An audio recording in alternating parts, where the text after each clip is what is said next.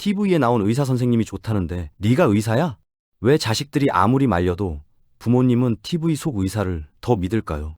매일 밤 화면을 가득 채운 흰 가운의 전문가들이 혈관이 무너지고 있다고 경고하자 어르신들은 조용히 수십만 원씩 지갑을 열었습니다. 먹는 알부민 영양제였습니다. 본가에 오랜만에 들렀다가 식탁 위에 쌓인 낯선 박스를 발견한 적 있으신가요? 뚜껑을 열어보면 어김없이 등장하는 것들. 액상 알부민, 콜라겐 드링크, 필름형 글루타치온입니다. 분명 지난달에 그거 별로래, 사지 마세요라고 말씀드렸는데 부모님은 이미 몇 박스를 주문해 두신 뒤였습니다. 황당한 건 이게 한 집만의 이야기가 아니라는 점입니다. 전국 수많은 가정에서 똑같은 장면이 반복되고 있습니다. 자식이 검색해서 논문까지 찾아와도 소용없습니다. TV에 나온 의사 선생님이 좋다는데 네가 의사야? 라는 한마디에 모든 설명이 막혀버립니다. 도대체 홈쇼핑의 어떤 힘이 이 단단한 벽을 만들어낸 걸까요? 답은 제품의 효능이 아니라 그 제품을 파는 방식에 있었습니다. 흰 가운을 입은 사람이 카메라 앞에 서는 순간 시청자의 뇌는 자동으로 다른 회로를 켭니다. 저 사람은 전문가니까 저 사람 말은 맞을 거야. 이 반응은 의지로 막을 수 있는 게 아닙니다. 수십 년간 의사는 곧 권위라는 공식이 몸에 새겨진 결과입니다. 문제는 그 흰 가운이 항상 진짜 의사를 의미하지 않는다는 데 있습니다. 방송에 나온다는 사실 자체가 신뢰의 증거처럼 작동하고 어려운 의학 용어 몇 개가 섞이면 그 신뢰는 더욱 단단해집니다. 부모님이 자식 말을 무시한 게 아닙니다. 수십 년간 쌓아온 심리적 반응이 마케팅에 정교하게 이용당한 것입니다. 이 구조를 이해하는 것이 문제의 출발점입니다. 알부민이라는 단어, 병원에서 한 번쯤 들어보셨을 겁니다. 중환자실 환자에게 링거로 투여하는 바로 그 단백질입니다. 혈액 속에서 영양분과 각종 물질을 운반하는 역할을 하며 수치가 낮아지면 몸 곳곳에 부종이 생기고 면역력이 떨어집니다. 홈쇼핑은 이 무게감 있는 단어를 그대로 제품명에 올렸습니다. 혈관 속 알부민을 채워드립니다 라는 문장과 함께였습니다. 그런데 여기서 결정적인 문제가 하나 있습니다. 병원에서 쓰는 알부민은 혈관 속으로 직접 주입됩니다. 소화 과정을 완전히 건너뛰는 방식입니다. 반면 입으로 마시는 순간 이야기는 완전히 달라집니다. 음식이 식도를 타고 위장에 도달하면 위산이라는 강력한 분해 시스템이 가동됩니다. 이 용광로 앞에서는 어떤 단백질도 예외가 없습니다. 값비싼 알부민이든 동네 마트의 500원짜리 계란이든 결국 아미노산이라는 작은 조각으로 산산이 분해됩니다. 몸은 이 아미노산을 흡수한 뒤 필요한 곳에 다시 조립했습니다. 알부민이 알부민으로 혈관에 들어가는 경로는 존재하지 않습니다. 다시 말해 먹는 알부민 제품을 마신다고 해서 혈중 알부민 수치가 오르지는 않습니다. 영양학적으로 보면 질 좋은 단백질 식품과 소화 과정이 동일합니다. 가격 차이만 수십 배일 뿐입니다.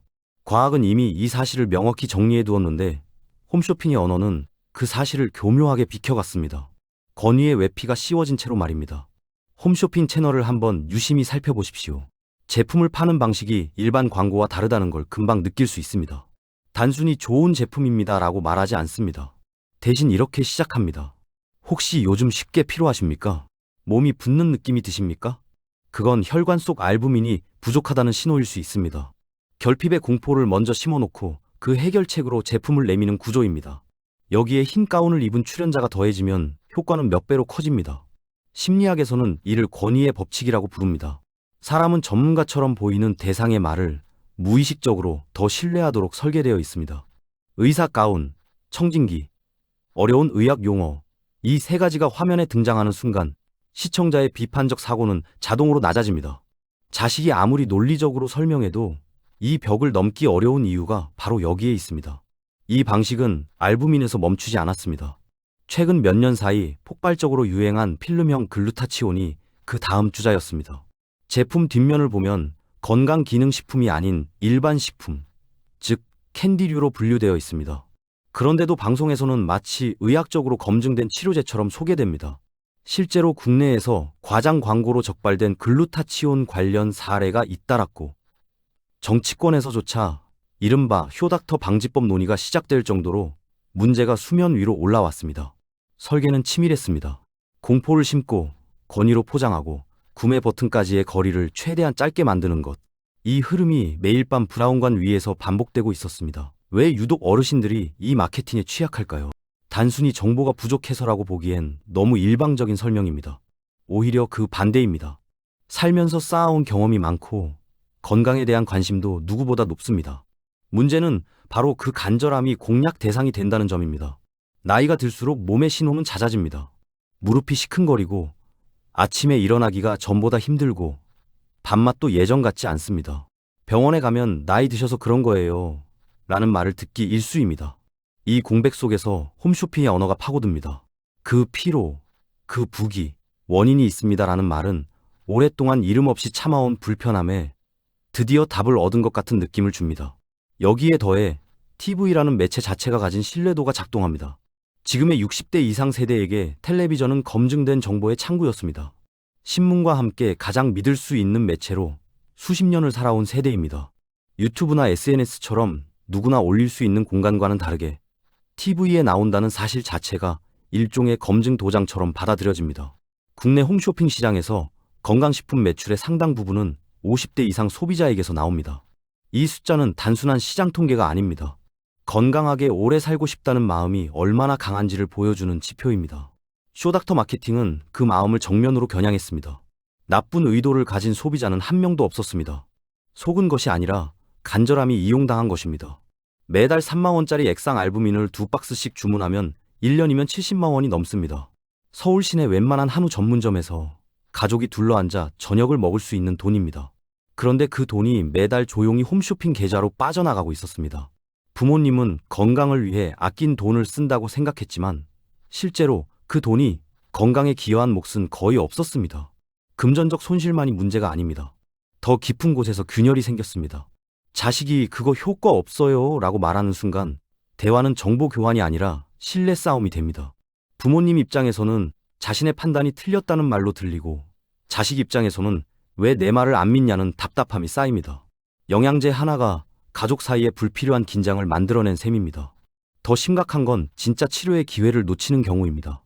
몸의 이상 신호를 영양제로 해결하려다 병원 방문이 늦어지는 일이 실제로 적지 않습니다. 피로와 부종이 단순한 영양 부족이 아니라 신장이나 간 기능 이상의 신호일 수 있는데 고가의 드링크를 마시며 나아지기를 기다리다 진단이 늦어지는 상황이 벌어집니다. 제도적 허점도 한몫했습니다.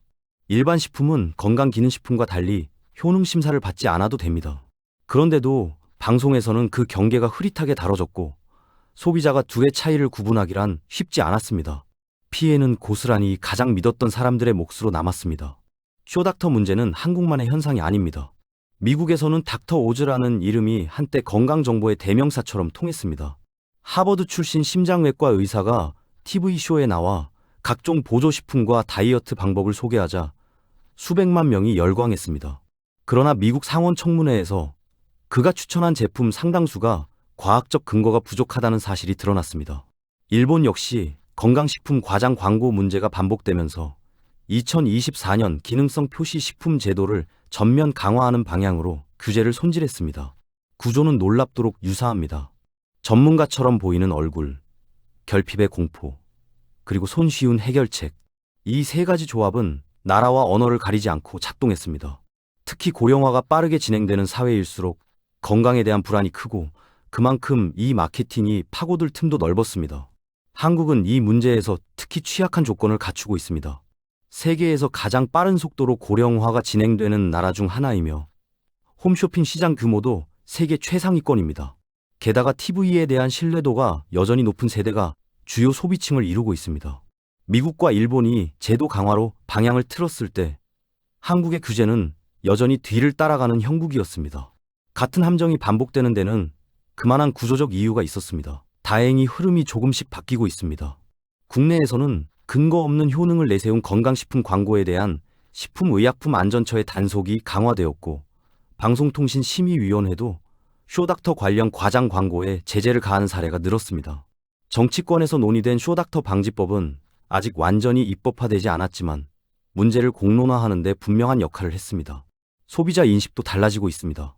특히 40대 이하 세대를 중심으로 제품 뒷면의 성분표와 식품 유형을 확인하는 습관이 퍼지고 있습니다.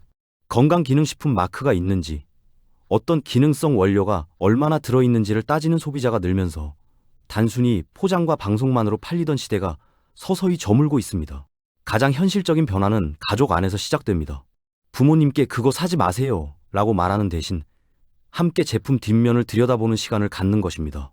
건강기능식품과 일반 식품의 차이를 설명하고 식약처 인증 마크를 찾는 방법을 알려드리는 것만으로도 다음번 구매 결정이 달라질 수 있습니다. 진짜 효도는 비싼 영양제를 대신 사드리는 것이 아닙니다.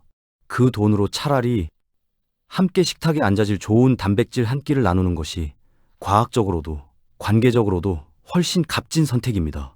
변화는 거창한 제도보다 가족의 작은 대화에서 먼저 시작될 수 있습니다. 결국 이 모든 이야기의 핵심은 하나입니다. 건강해지고 싶은 마음은 어떤 나이에도 가장 자연스러운 욕망이며 그 마음 자체는 한 번도 잘못된 적이 없었습니다. 문제는 그 간절함을 정교하게 설계된 마케팅이 상업적으로 이용했다는 데 있습니다. 부모님이 속은 것이 아니라 수십 년간 쌓아온 신뢰와 불안이 동시에 공략당한 것입니다. 과학은 이미 명확한 답을 내놓았습니다. 먹는 알부민은 혈중 알부민 수치를 높이지 않습니다. 필름형 글루타치온은 건강기능식품이 아닌 일반 식품입니다. 흰 가운이 방송에 등장한다고 해서 제품의 효능이 검증되는 것은 아닙니다. 이 세 가지 사실만 가족과 공유해도 매달 수십만 원이 엉뚱한 곳으로 새는 것을 막을 수 있습니다. 한국은 세계에서 가장 빠르게 늙어가는 사회 중 하나입니다. 고령 인구가 늘수록 건강에 대한 불안도 커지고 그 불안을 파고드는 시장도 함께 성장합니다. 지금 제도적 보완이 속도를 내지 못한다면 다음 세대의 부모님도 같은 함정 앞에 서게 될 것입니다. 진짜 질문은 여기서 시작됩니다. 우리는 간절함을 보호하는 사회를 만들고 있는 걸까요? 아니면 간절함을 소비하는 시장을 키우고 있는 걸까요? 오늘 영상이 유익하고 재밌으셨다면 구독과 좋아요 부탁드리겠습니다. 영상 제작에 큰 힘이 됩니다. 다음 영상에서 뵙겠습니다.